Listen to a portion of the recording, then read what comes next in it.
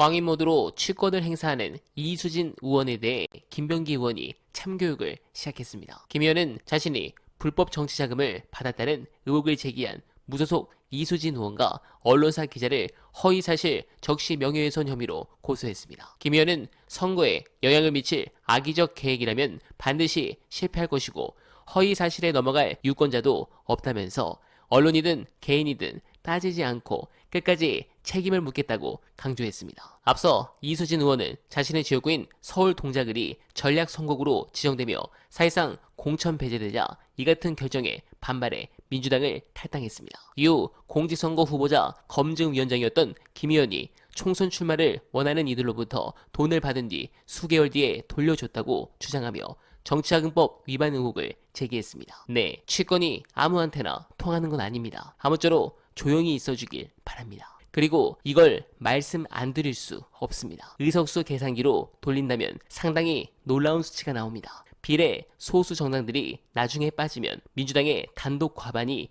위험한 수치입니다. 이게 매우 위험한 이유 영상 보시고 이어가 보겠습니다.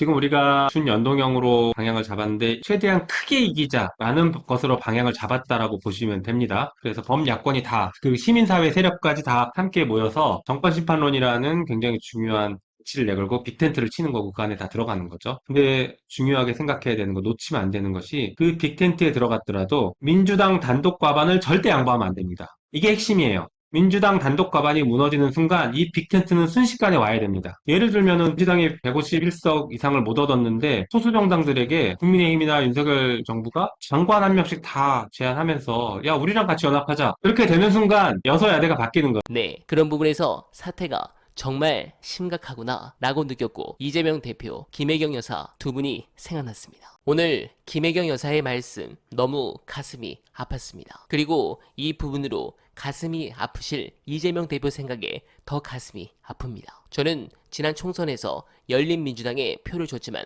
방송에서는 여러분들께서 투표하고 싶은 분에 투표하라고 말씀을 드렸습니다. 물론 이번도 마찬가지입니다. 그러나 저는 너무나 안타까운 우리 이재명 대표에 힘을 실어줄 것이고 제 가족, 친지 모두 이 대표에 한 표를 던지도록 노력할 것입니다. 이재명 대표는 가장 어려운 길을 걷고 있습니다. 지금 민주당 공천의 면면을 보십시오. 친문뿐만 아니라 민평령까지 민주당 내 소위 기득권들을 무너뜨리는 작업입니다. 인맥, 개파를 불문하고 오로지 여론조사 등의 수치에 의존한 공천이며 본선 경쟁력 하나만 보고 물갈이를 하고 있습니다. 자신과 민주지형 전체의 운명을 걸고 이재명 대표는 그렇게 책임을 지면서 정치를 외롭게 해가고 있습니다. 그런 부분에서 이재명 대표가 저는 너무 외로워 보입니다. 이 선거를 만약 진다면 대한민국도 나락으로 가지만 우리는 이재명이란 걸출한 리더를 잃습니다. 저는 본격적으로 이재명의 싸움에 동참할 것입니다. 그것이